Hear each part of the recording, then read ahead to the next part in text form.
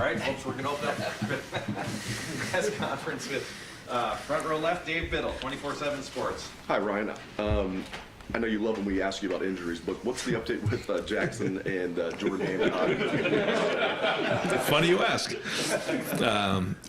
Coming off of the bye week, we got a lot of guys rest, and then went on the field a little bit yesterday. We've got a big practice today. So right now, we're not going to give any injury updates. But then as we get closer to the end of the week, we'll have a better idea. Third row left, Dan Hope, 11 Warriors. Ryan, I think Iowa's defense is ranked third in the country in points allowed per game. So Yeah. how much do you view this as a measuring stick kind of game for the offense? No, I think they're very good. Been working hard and trying to figure out how to attack them. But they're very good in what they do. And just the minute you think that they're not going to change it up, they do. And very well coached. So there's a reason why they're ranked so high, and in and year out are one of the better defenses in the country. They do a great job, and so this will be certainly a challenge for the offense. Fourth row middle, Andy Andrews, Buckeye Sports Bulletin. Yes, Coach. I know this has been revisited several times already, but obviously before the season you called for a top 10 defense. Right now, 10th nationally in scoring, 5th in yards per game, 7th in pass, 9th in rush defense. Is there any added sense of security, I guess, that maybe, at least statistically, the defense is kind of living up to that expectation you set? I think we made some progress, but the goal is to be the best in the country at everything we do. So I don't think that was anything out of school. I think it's just the way that we approach our work here. And there's been really good things, but that was the first half of the season. Now we're on to the second half of the season, and second half of the season started yesterday with getting out in the field. So nothing we've done in the past matters anymore. All that matters is what we're doing moving forward, and the challenges are only going to be harder. But there's been some good things, but certainly a lot more bigger challenges ahead. Fourth row right, Cameron T. Robinson, The Athletic. Ryan, last week, going into the bye week, you mentioned how good you thought CJ had done with his movement and getting outside the pocket. In the offseason, was that something that you talked to him that you wanted to see him improve? That's something he dissected himself in his own game and took that upon himself to get better at? I think it all started in the weight room with the work that he put in with Mick and everybody there, just getting stronger, faster, more powerful. And so because of that, that's allowing him opportunities to do more, things outside the pocket than he's done in the past. So, I think his body changed in the off season, and that he just put in a really good off season. So, I think that's really where it all came from. Right behind him, Spencer Holbrook, Letterman Row. Ryan, did you see what you needed to see, you guys as a staff, from the corners this week to make you think that some of those issues you guys had pop up and been corrected, or maybe? Yeah, I think they've been working hard. I think they've been working hard at practice. I think they understand where they need to get better. We'll find out more on Saturdays. That's the ultimate test. But the preparation's there. I think the attention's there. I think the work's there. And that's the way it is for all of us. Far right over here, Don Berry, WBNS, 10 TV. Coach, overall, you said you want to get back to the basics during the bye. Just give us an idea of how and what kind of progress you feel like that you've made. Yeah, I think it allows us the opportunity to take a step back and look at where we're at, and like rebite on things, just little things like how we meet, how we go out to practice, how we stretch, how we go through our individual drills, identify our techniques and fundamentals that we need to get better at, because what happens, 6 games in, you start to focus a little bit more on scheme. So I think we did a good job of that. But again, the emphasis this week will be on Iowa, but we still will be hammering the fundamentals and techniques, because that's what Iowa does such a great job with. I think that they're very, very good with their pad level, great with their hands. They understand their offense and defense better than you. That's their goal. You can tell that. And they play good complementary football. So hopefully this off week has allowed us to rebite in that area. Right behind him, Clay Hall, WSYX. As good as they are on D, they're dead last in total offense. Is there anything that needs to be said about 238 yards a game? How do you not be complacent about that? Well, I think their style is similar to some of the teams we played, where they want to control the game. They're not looking or interested in scoring 1 million points or getting a ton of yards. They want to just win the game, and that's their focus. And you can tell that they're complementary, and they've done that for a long time, and it's a winning recipe. So we're not going to look too far into that, and just make sure that we're identifying how to go win the game. Front row right, Austin Ward, Rivals, 97.1. Ryan, hypothetically, if Jackson can come back on Saturday. What does that mean for the rest of that unit? It's a lot different than when he got hurt, with more experience for Emeka and Marvin, and Julian's healthy. Like, I know that's a good problem to have, but what do you think that would mean to the rest of that? How have you thought about that? Yeah, I think it allows us more depth there. It takes some stress off the other guys, which they've taken on a lot in these first 6 games. I think if you 7 weeks ago said, here's what's going to happen, you would have realized that's a pretty heavy burden for those guys. Special teams, a lot of reps at their position, and I think they've done well and benefited from that. I think we all have, but getting him back certainly would take some stress off of them, and and I think then we'll be at full strength. Just to follow up, Jackson would still be a starter for your team then? Yeah, I would say so. That's a good use of the follow-up. That's what it tested up. Right next door, Tim May, Letterman Row, on 3. Yeah, one and done. Ryan, go back to what you just talked about a second ago or a minute ago. When would you remember coming up with the idea, or that you're going to try to score as many points as you can, gain as many yards as you can, et cetera? Do you remember an influence that came along in either your playing career or coaching career that told you that's the way to go? I think, when I played in, at the University of New Hampshire, and Chip Kelly was my coordinator, and we were kind of, at the beginning stages of the no huddle and going fast, and we want to put a lot of stress on the defense, and it's changed so much since then. But we wanted to get defenses to defend the entire field, horizontally and vertically, and find ways to stress out the defense. And at the time, it was going fast, whether guys not getting the calls in fast enough, maybe not physically in enough shape to handle it for 4 quarters. At that time, it was very different. I think now it's changed as well. But the number one goal is to put as much stress on the defense as you can. Don't make it easy on them. Make it easy on yourself, and allow the guys to play fast. Thanks, man. Yep. Right next door, Joey Kaufman, Columbus Dispatch. Ryan, when you talked with Philip Chambers a year ago about switching to linebacker, how is he what did you envision for him making that switch? Did you think he could be starter, second leading tackler on the team? Just what was kind of your overall expectation? Yeah, didn't have a lot of expectations, but if you had said that this is what's going to happen, then obviously that would have been a success, because where he came from playing running back and to where he's at now with his production has been excellent. But we also now are counting on him to be a starter for us, and he is a starter for us, and he's had really good production. So, between he and Tommy, I think they're both playing at a high level. And we're going to need those guys if we're going to reach our goals. Right behind him, Doug Lesmaurice, Cleveland.com. Ryan, I want to ask you about the punt. I know it changes based on weather and field position and how good the opposing defense is, but just generally speaking, can you end a drive with a punt and have it be successful? Do you hate punts? Like you guys last year, I think, were last in the country and how often you punted. What's your view of it? Well, I think it depends on the game that you're in. If you're in a matchup game, back and forth, low scoring, field position game, then absolutely. You could be backed up on the 5-yard line. Our number one goal is to get 2 first downs and get that thing towards midfield, and then allow our punter to get on the field and our punt team to get out there to change and flip the field. I think you saw us do that a little bit in the Notre Dame game. But there's other games where it's kind of back and forth, and you really can't afford to punt because the scores are coming fast and furious. So I think a big part of it, like when you talk about analytics, I think that comes into play. But also there's just a feel for how your team's doing, the way the game's flowing, and the punt can be a huge weapon for you. I think when you can pooch and the ball's about at midfield and you can get that thing inside the 10-yard line and then force a team to go all the way down the field, that's really important in close games as well. So I know those games are coming here, and we're going to have to do a great job on the punt team. Go far right, Adam King, WBNS 10 TV. Coach, it's easy for us to look at this offense and say there's nothing wrong with it, it's scoring at will. But now that you've had the bye week, a chance to look back, what's maybe the one thing that you need to change, that this offense needs to change moving forward? I mean, there's more than one. There's a whole bunch that we got to get better at, and I think our guys know that. I think that's why they come in hungry every day to get better. we know the issues are there, and we have to identify those and be introspective enough to recognize those and get them fixed after a game, even if we've had a lot of success. So, and then the other thing is just staying disciplined enough not to think that, you've arrived or that you have a really good offense. It doesn't mean anything going into this game. We got to bring it every single week, and that's why practice is so critically important.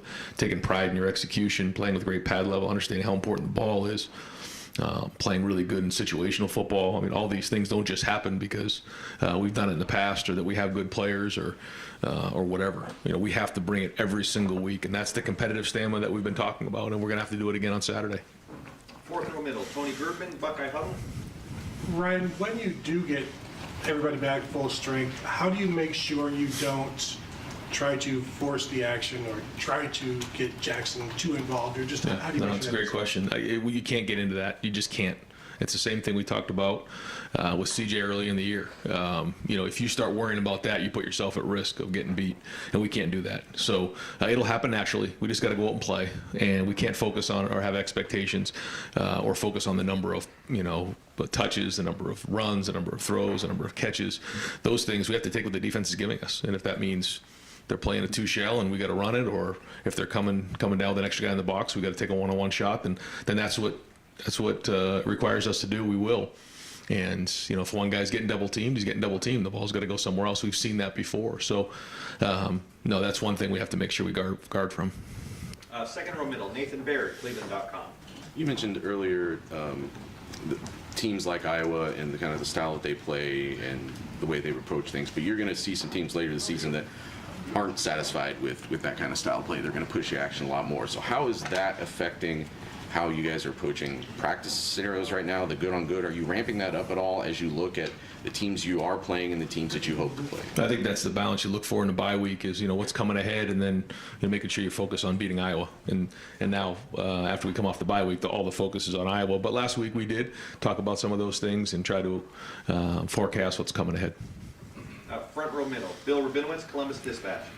Ryan, it's not just that Iowa's defense doesn't allow a lot of points or yards. They're very opportunistic. Yeah. How is that going to shape the game plan? You're obviously an aggressive offense, but that they rely on their defense for some of their offense. That's it. Yeah, and they force you to execute the thing all the way down the field and get their hands on a lot of balls. And we know I've been there before, so and seen it against these guys live and in color. So it's something we got to talk to our offense about, make sure they understand how important the ball is here, and just do a really good job and recognize that they're a very good defense that, like you said, is going to keep it in front of them. They know their defense. They know how to tackle really, really well. And anytime you're going against that style of a defense, then they're going to create turnovers. So, we have to do a better job. And I think, again, they feel like, they know their defense better than you know your offense and vice versa. And anytime that's the case, you have to do a great job of being detailed yourself and be really clean with the game plan. Far left, Justin Holbrook, WCMH. Paris Johnson was named a finalist for the Merit Award for the Armed Forces, on the field doing pretty well. Just the balance of seeing him and his character develop over the years and continue to play well on the field and also contribute often. Yeah, he's always been well-rounded. His mom, Monica's done an unbelievable job raising him. And Paris has a really good balance of football and life. He's done a lot. He has a foundation, and he's done very well on the field, like you said. So we saw that in recruiting, and I think that's where he saw the culture here at Ohio State and recognized what the culture was here and recognized what Ohio State could do for him. But also, we recognized early on what Paris Johnson could do for Ohio State. So I think it's been a great marriage, and in 3 short years, he's made a major impact here. Second row left, Stephen Means, Cleveland.com. When you're in a bye week, you can't be everywhere, obviously, when you're going out and recruiting guys. When you're deciding where you're going to be at as the head coach on a Friday night, watching the kid play high school football, how do you come to that decision in your head? Does it depend on the type of recruit, maybe who maybe needs more assistance? Just kind of walk us through that process. Yeah, just rely on the assistants and rely on Mark and take their advice on what what priorities need to be addressed. Some guys had already been seen. You're only allowed one evaluation here in the fall, so there's only a certain list of guys that we actually could go out and see here this past week, and it went out on Monday and Friday, and just try to take their advice and make the best decision on the best use of your time. But it was good to get everybody on the road and be around some great football on Friday night. Fourth row middle, Pat Murphy, 24/7 Sports. Ryan, in addition to injuries and things, we talked last week about momentum from carrying it over. How do you feel like that happened with the off weekend, especially getting back to practice yesterday and building on what you did the first half of the season? Yeah, I think the energy's been really good. I think our guys have, just had a lot of juice about them, even in the off week. Sometimes you feel a lull during that time. I don't feel like that at all, but it's great to get them back. I think a couple days away re-energized them even more, though, coming back into the Woody yesterday. Second row right, Bill Landis, Rivals. Right, you talked a lot about having to accentuate different parts of the offense, just being down guys and building up strength in different areas. When you all get back to full strength and you have your full complement of playmakers, does that stuff you've built up remain part of the plan? Does it get put on the back burner in place of the stuff you had in mind coming into the season? Just how do you balance all that, which have everybody back? I just think it's you have an option of different things now that maybe you didn't have before, but really almost every game plan, what we're trying to do is identify the things that we think give us the best chance to move the football and score and win the game. So rarely do we say, okay, we've done this in the past. No matter what we're seeing on defense, this is what we're going to run. We don't really look at it like that. Okay, what do they do, and how can we attack them? And then here are the tools that we have in our arsenal. But also, what have we done in the past that we can draw upon? See, it's hard to put in something brand new that you haven't worked over and over again, work all the kinks out, execute at a high level. But things that you've done that fit in that game plan, certainly you take those out and put them into the game plan and figure out how to dress them up. Did I miss anybody there in that first round? Move on to the question. Deep, Jeremy Birmingham, Rivals. Ryan, on a weekend like this one, when you have a chance to watch other teams around the country, do you feel better about where you are positioned right now with this current group, or do you find other issues that all of a sudden could be something you have to pay attention to as you try to project the rest of the season? Both. I think we talked about it as a team yesterday. Just when you're able to sit back and look to see what's going on out there, it just gives you some idea of what's coming ahead. But I think it was at three. I think at least three of the top 10 teams in the country lost this past weekend. So that's the whole emphasis of competitive stamina. You got to bring it every single week, and we know the challenges ahead are bigger. But yeah, it was good to get spend a few hours watching some other teams and seeing where they're at. We're going to go far left, Jared Smalley, WCMH. Oh, Ryan, following up on that, you've told us a number of times how you like to go home and watch games with the family, order food, have the big evening.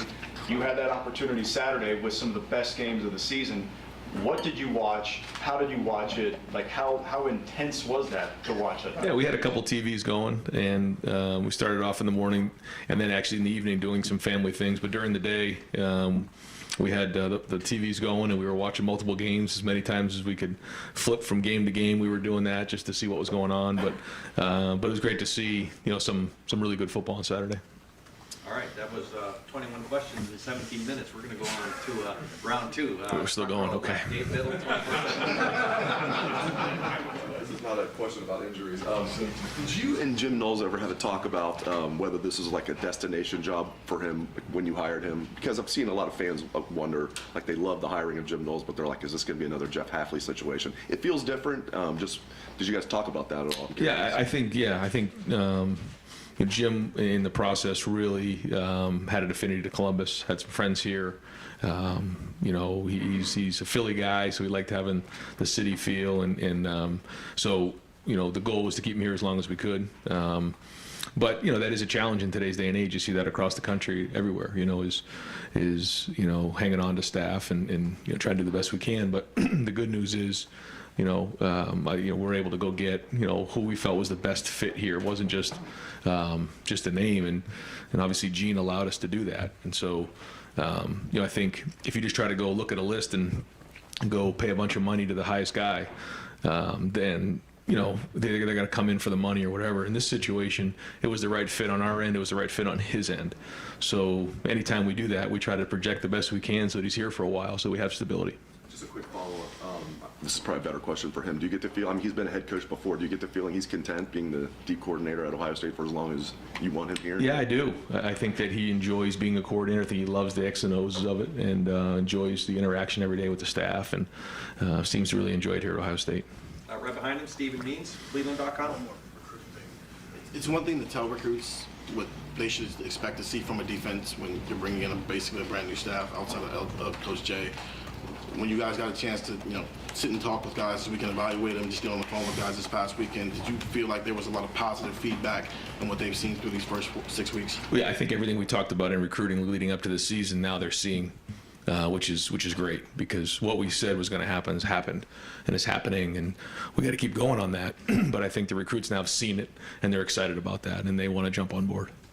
Front row middle, Bill Rabinowitz, Columbus Dispatch. Yeah, I know you watched Iowa's defense more than their offense, but I want to get your impression of Luke Lachey, who obviously, you know who he is. There was interest here. What are your impressions of him, and anything you want to say about him? Well, no, I've been watching his career closely, and I've been very impressed with how he's played, and he's made a lot of plays. He's, for tight ends, there's a lot of job responsibilities and descriptions, and he does them all very, very well. And Iowa does an unbelievable job of developing their players, but over the years have developed some really good tight ends, and he's kind of the next one in line. And knowing him and knowing his family, just proud of the way he's played. Third row left, Dan Hope, 11 Warriors. Ryan, you guys have scored every time you've been in a red zone this year, touchdowns on all but 2 of those trips. Just what do you think has been the keys to your guys' success in the red zone this year? I think we've had good balance. I think we've been able to run the football down there when we needed to, but also we've thrown the ball well, and that's going to be important as we head into the second half of the season. Just because we've done it leading up to this point doesn't mean it's going to happen again. So we've got to continue to run the ball down there with good scheme, understand that, take care of the football, and then execute in the red area, throwing the game at a high level, because rarely is somebody wide open in the red zone. So usually those things are covered, and you've seen that so far this year. A lot of contested throws and catches down there. That's living in the red zone, but also getting big down there and getting strong and being powerful. Front row right, Austin Ward, Rivals, 97.1 The Fan. Ryan, have you all sent any post-game reviews or comments, questions to the Big Ten offense about holding and your defensive linemen? Yeah, we every week we have back and forth. Bill Carolla does an unbelievable job of communicating with us, and there's some penalties that you can go back and forth on, and they try to do the best they can. But certainly that one's tough, and pass interference is difficult, and those type of things. And so we'll send them in to get clarification. But then there's other ones that hit a little bit closer to home that we try to have better clarity on. But I've just been impressed though with everybody's communication on the field, and also their communication during the week when we send stuff in, getting back from the conference office. Next door, Tim May, Rivals. Tim May, Letterman Row, on 3. Yeah, thank you very much. Hey, that took up a lot of time. Ryan, explain to people what makes Iowa so good on defense. I mean, what is their scheme in a nutshell, so people can understand why this is such a tough lock to pick? Yeah, first off, they play good complementary football on both sides of the ball. I think that's the number one thing. The second thing is they're well coached with their fundamentals in terms of their pad level, hand placement. They play in a 4-down scheme. They don't do a ton, but when they do change it up, it's very, very effective. They know the things that are how they're going to get attacked, and they have years and years and years of teams game planning them. So they know the slight adjustments they need to make in order to stop what's going on. And I think it all starts from the coordinator and comes down to the type of players that they have. They're tough, they're accountable, they understand the scheme really well. Second row middle, Nathan Barrett, Cleveland.com. This is sort of a correlate to what I asked before, I suppose, but what are you seeing from Jim Knowles that is maybe unique in terms of how he's keeping the standard high for a defense that maybe isn't facing great challenges right now during the regular season? Yeah, that was something that we talked about coming into the season, was that the issues are there despite the result, and that we have to make sure that we're identifying those, and I think he's doing that. And again, a big part of that is, I keep saying it over and over again, is your fundamentals and your techniques, your hand placement, your pad level, those types of things, because at the end of the day, you can get an extra guy to the ball carrier, to the quarterback, and schematically that's great, but eventually it's going to come down to one-on-one, and are we going to win our one-on-ones? And so that always has to be the focus. Fourth row right, Cameron Teague Robinson, The Athletic. Ryan, we've talked a lot about players switching positions. Is there a characteristic trait or an IQ thing that makes certain players better at switching positions and excelling right away than maybe others? I think it starts in high school with multiple sport athletes, with players who play on both sides of the ball. I think guys who play special teams, football players are football players. when guys only play one side of the ball and maybe only play the game of football, it's hard for them to make a transition and do something else when this is all they've ever done. So I think the more sports you play, the more positions you play, the more things you do on the football field, the better football player you are. It allows those guys the opportunity to do something like that. Right behind him, Spencer Holbrook, Letterman Row. Brian, everybody in college football watch what happened in Ann Arbor, then watch what happened in Knoxville. You guys had the week off, though. Is it kind of nice to almost be as under the radar as the number 2 team in the country can be right now? And do you kind of, preach that to your team that there's not a lot of attention paid on you guys right now because there's attention focused elsewhere? It's time to focus on yourselves. Well, our message always is to focus on us, as you know, but we have to make sure good, bad, or not much, when things are being said or not said, like that has nothing to do with what we're doing on a daily basis. And I think our guys have a good feel for that because we're Ohio State. Everyone knows who Ohio State is, and there's a reason why it's Ohio against the world for years. And we understand that. So we have an unbelievable fan base. Buckeye Nation's unbelievable supportive. They love the Buckeyes, so they get a lot of attention. And nationally, we get a lot of attention. So one of the things that we have to do is figure out a way to block out all the noise, good or bad.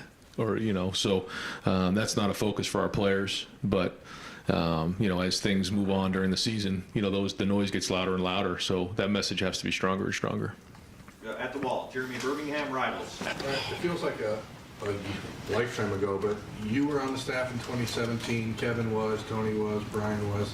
How much recollection is there of what happened against Iowa in 2017? And was that, as you look back on it, is it game plan, is it execution? What was it about that day that caused it to go the way it did in your perspective, and how do you feel it relates to this weekend? That's a scar that doesn't go away. And yeah, I've felt it this week for sure. That week in particular, we were coming off the Penn State win, which is an emotional win, going into Kinnick, which is a very difficult place to play, and we turned the ball over. First play of the game was a pick six. I think it was the first play of the game, and then we fought ourselves back, but then turned the ball over too many times, and that was a tough day for all of us. So yeah, anytime you have a scar like that, it's real. And we've talked about it a lot to our staff. We talked a lot about it to our players. We've talked a lot about as an offensive staff, and we'll continue to talk about it. This team was always difficult to beat. Doesn't matter what year it was or what year it is, and then that year was no different than it is this year. We'll go far right. Adam King, WBNS 10 TV. You've now seen college football with NIL, without NIL. Have you noticed any changes in athletes now that it's really taken effect here? You're 6 weeks into the season. How do you kind of balance that, knowing you can't really have a say in it, but also athletes now have photo shoots that they're doing different things throughout the week? It's just changed. The landscape's changed, and we try to do the best we can to communicate it. I think our guys are handling it better than most. I mean, it's not always easy. There's different things, but at the end of the day, that's why we recruit great people, and I think they've handled it very well. But to say that it hasn't changed a little bit, it has. Now, our guys who have been recruited here, who are in the program, weren't really recruited with NIL being something that was a thing during the recruiting process. Now that these guys are in high school, they're seeing what's going on at different programs. So that's a change, but I think our guys have handled it very well. Right in front of him, Clay Hall, WSYX. No? Okay, we're good. Good. Got time for a couple more. Second row right. Doug Lane, Reese, Cleveland.com. Brian, you were talking about offenses stressing defenses. Yeah. Right? You're trying to win on the scoreboard however you have to do it. But what do you see when you have an offense that can stress a defense, whether it's how they have to prepare that week or maybe they have to take more risks on offense? What do you think it does to an opponent when your offense has that capability? Yeah, I think it does. Being on the other side of the ball, during, my career as a coach, you do feel that. And, when that other side is clicking and, it kind of can put some stress on the other side of the ball, just like vice versa, if we're not doing well, but the defense is, or maybe the defense is struggling and, you feel that. It just is part of the game. And so, yeah, anytime that, we can put stress on the other team, that's what we're trying to do. And right in front of him, Joey Kaufman, Columbus Dispatch. All right, when you talk about Iowa's defense being fundamentally sound, in particular, they seem really good at preventing big plays, explosive. Yeah. They're the only team in the country that hasn't allowed to play 40 yards or more. What makes them good at limiting those? Again, I think they know how to keep that ball in front of them, but they challenge things, and they know how you're trying to attack them. You know, they have a really good scheme in place and have the answers. They tackle very well. They understand how they fit into the scheme. They have guys with experience over there. I think anytime you have all of those things and you're not too complicated, then you can identify how teams are gonna come after you. And rarely are they out of position. So very sound, very few MAs, and very well coached. Coach, thank you very All much. right, thanks, guys. Thanks very much.